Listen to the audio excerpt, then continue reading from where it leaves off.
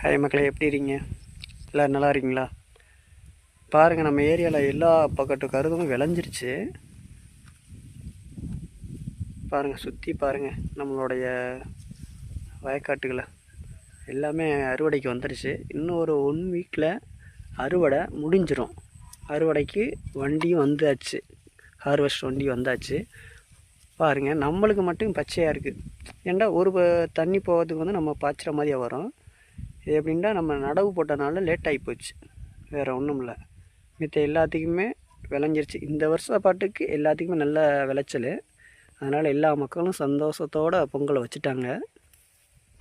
ஆனால் ஒவ்வொரு விவசாயிகளுக்கு பின்னாடியும் பல கஷ்டங்கள் இருக்குது. விவசாயத்தில் தண்ணி சரியான டயத்துக்கு தண்ணி கிடைக்கிறதில்ல, சரியான டயத்துக்கு உரம் கிடைக்கிறதில்ல, ரவ்வும் பகலும் தண்ணியை பார்த்து அடைக்கணும். இப்படிலாம் கஷ்டப்பட்டால் தான் இந்த விவசாயத்தை நாங்கள் எடுக்க முடியுது. அதனால் ஒவ்வொரு விவசாயிகளுக்கும் நீங்கள் சப்போர்ட் பண்ணுங்கள். உங்களை நம்பி தான் விவசாயத்தை பார்க்குற மக்களும் இருக்காங்க. என்ன, நாங்களாம் ஒரு கிராஜுவேட்டு தான், முடிச்சுட்டு வந்துட்டு தான் நான் விவசாயம்தான் நம்மளுக்கு தொழில் அப்படின்னு சொல்கிற மாதிரி இப்போ தெய்வம் அதுதான் அப்படின்ற மாதிரி இருக்குது.